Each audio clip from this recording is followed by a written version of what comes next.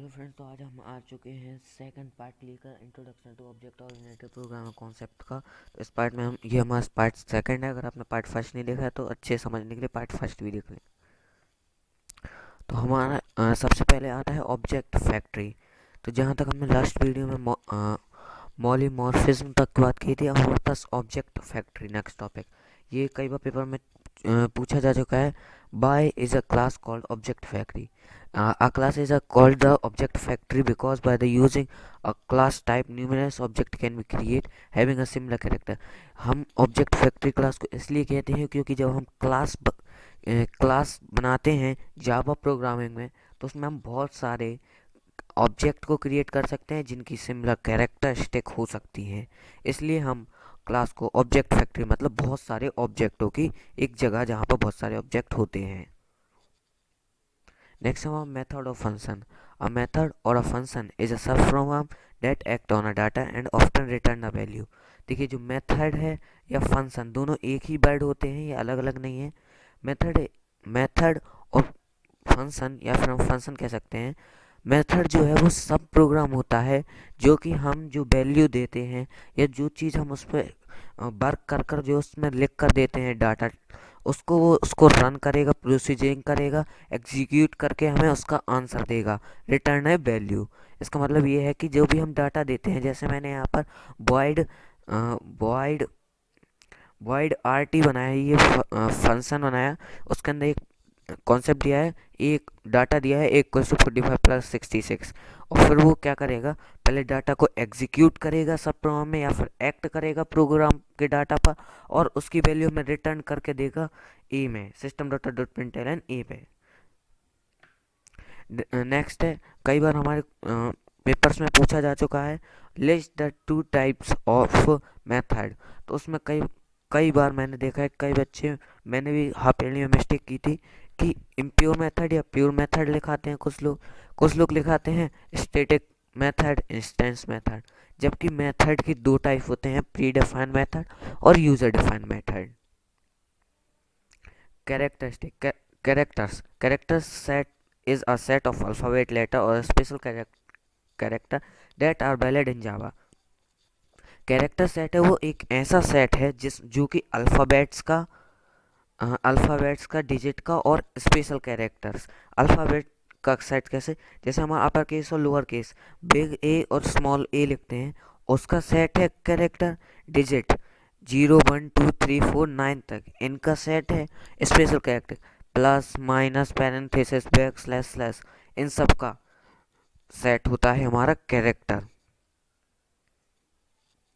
Token in every human language these are the word that have there are words that have the predefined meaning। Similarly, all the computer language like Java also have the predefined word are known as token। जैसे कि हम लोग normal human बात करते हैं, इसमें भी इसमें जितने भी वर्ड होते हैं वो सब प्री डिफाइन होते हैं कि हर वर्ड का क्या मतलब है। जैसे कि लैंग्वेज मतलब भाषा, उसका वर्ड का मीनिंग है। ऐसे ही सिमिलरली कंप्यूटर की लैंग्वेज जावा में भी कुछ प्री डिफाइन वर्ड होते हैं जिन्हें हम टोकन्स कहते हैं। यहाँ पर हमारे फाइव टाइप के टोकन्स होते हैं, reserve token, identifiers, literals, operators, separators. जो हमारे रिजर्व होते हैं वो कुछ स्पेशल टोकन्स होते हैं जो कि पहले से रिजर्व्ड होते हैं हमारे जावा लैंग्वेज में, उन्हें हम कहते हैं reserve tokens. Identifier they represent the name which can be assigned to a variable, method and classes to identify them। in Java the user defined name are called identifier। हाँ, जैसे कि हम variable define करते हैं किसी भी, as example, जैसे हमने एक वेरिएबल डिक्लेयर किया int A equals to two किया। अब जो यहाँ पर ए है, जो वेरिएबल है, एक सेकंड रुकिएगा, हाँ, यहाँ पर जो इंट है वो प्री डिफाइन है। जो प्री डिफाइन इंट है वो आइडेंटिफाई करेगा कि जो हमने वर्ड लिया है उसमें इंटीजर्स होंगे, स्ट्रिंग टाइप या फिर नेम टाइप होगा या चार होगा या बूलियन कंडीशन होगी। ये डिसाइड करता है हमारा आइडेंटिफायर्स। मीन्स इंट लगा दें हम इंट ए इक्वल्स कर दें तो हमें वहाँ पे इंटीजर देना पड़ेगा। बूलियन ए इक्वल्स टू करो, वहाँ पे हमें ट्रू फॉल्स की कंडीशन, ट्रू फॉल्स रखना पड़ेगा। हम स्ट्रिंग ए लिख दें तो वहाँ पे हमें आगे जाकर वर्ड लिखने पड़ेंगे। लिटरल जैसे कि मैं बता चुका हूँ, अब अपर वर्ड लोअर के, upper case lower case digit और उन्हें कहते हैं ऑपरेटर्स। तो जैसे कि हम इसमें सबसे ज़्यादा ऑपरेटर का यूज करेंगे वो है मैथमेटिकल ऑपरेटर्स। इसमें क्या कहते हैं, ऑपरेटर्स जो होते हैं वो हमारे मैथ के, हाँ, ये हैं वो मैथ के कुछ सिंबल्स होते हैं। ऑपरेटर्स जो मैथ के कुछ सिंबल्स होते हैं, जो मैथमेटिकल जो हम फंक्शन बनाते हैं उनमें हमारी मदद करते हैं। जैसे कि हमारा प्लस, एक प्लस ऑपरेटर है, माइनस माइनस ऑपरेटर है, इसी तरह arithmetic operator, relation operator, logical operator, ऐसे बहुत सारे होते हैं। सेपरेटर्स हमारे होते हैं जो कुछ सिंबल्स होते हैं जावा में जो जिनका प्री डिफाइन मीनिंग होता है। जैसे पैरेंथेसिस हम फंक्शन के बनाने के बाद लगा देते हैं। कभी कभी हम पैरामीटर मेथड लेते हैं तो उसमें हम पैरामीटर को डिक्लेयर करते हैं, उसमें हम पैरेंथेसिस का यूज़ करते हैं। ब्रैकेट जो हम प्रोग्राम में हर जगह खोलते हैं वो brackets. A variable is the name of reserved area allocated in memory। जो वेरिएबल है वो एक एरिया है जिसमें हम इससे कह सकते हैं एक रिजर्व्ड एरिया है जिसमें मेमोरी एलोकेट होती है। जैसे कि हम इंट ए इक्वल्स टू 23। अब जो हमारा इंट है ए लगा, मतलब इसमें इंटीजर टाइप वैल्यू एंटर होनी है। इसमें जो मेमोरी एलोकेट है 2, जो डाटा स्टोर है वो है 2। हमारा डाटा स्टोर हुआ 2 पे, हमारा डाटा स्टोर हुआ 2।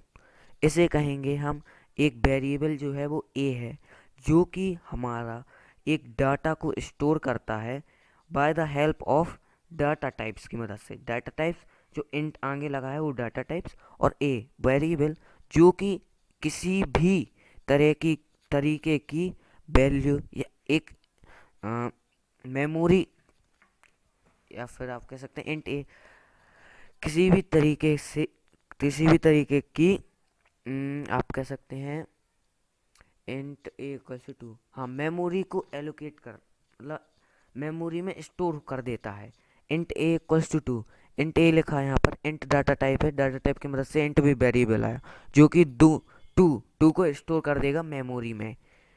2 को स्टोर कर दिया उसने मेमोरी में, इसलिए हम जो स्टोर किया है उसने मेमोरी में, इसलिए हम ए को कहेंगे वेरिएबल्स। अब type of variable, local variable, instance variable, static variable. Local variable जो हमारे मेथड के अंदर डिक्लेयर होते हैं वो कहलाते हैं लोकल वेरिएबल। इंस्टेंस वेरिएबल जो हमारे मेथड के बाहर डिक्लेयर होते हैं, इनका scope all over the program रहता है। मेथड वो लोकल वेरिएबल का केवल मेथड के अंदर ही रहता है। स्टैटिक वेरिएबल जिनमें स्टैटिक कीवर्ड का यूज होता है उन्हें स्टैटिक वेरिएबल्स कहते हैं। और एक फाइनल कीवर्ड होता है, वो हम इसलिए यूज करते हैं, अगर मैंने लिख दिया final int A equals to 10 तो फिर उसकी वैल्यू पूरे प्रोग्राम में कहीं नहीं बदलेगी, चाहे जो हो जाए। अगर आप जैसे हम करते हैं pos equals to 0 and next आगे लग देते हैं pos equals to equal P, और ऊपर पी की वैल्यू -1 कर देते हैं, तो हमारी पॉज की वैल्यू -1 हो जाती है। लेकिन अगर हमने फाइनल कीवर्ड लगा लिया तो पॉज की वैल्यू -1 नहीं होगी, 0 ही रहेगी। मैंने फाइनल कीवर्ड का भी आपको बता दिया। Data type, data type is a defined as the set of possible value a variable can hold। Data type जो हमारा इंट लगा है आगे वो बताता है कि एक जो वेरिएबल हमारा ए है वो कितनी वैल्यू अंदर स्टोर कर सकता है अपने, उसे कहते हैं हम डेटा टाइप, जो अपने अंदर कितनी वैल्यू स्टोर कर सकता है। इसमें 2 टाइप के डेटा टाइप्स होते हैं, primitive data types, non primitive data. Primitive data type these are the predefined data types provided by the program. ये प्रीडिफाइंड डेटा टाइप्स होते हैं जो प्रोग्रामिंग लैंग्वेज के द्वारा हमें प्रोवाइड किए जाते हैं। नॉन प्रिमिटिव डेटा टाइप्स ये वो डेटा टाइप होते हैं जो हमें यूज़र को डिफाइन करने पड़ते हैं। जैसे कि अरे में अरे है, उसमें हम कितनी भी मेमोरी ले सकते हैं, उसकी डिफाइन नहीं है मेमोरी। तो now we are the end of the module, we will continue in part 3। Thank you, like and subscribe my channel. अगर किसी को डाउट है कमेंट में लिख दे तो हम नेक्स्ट वीडियो में उसे क्लियर कर देंगे। Thank you, like and subscribe my channel.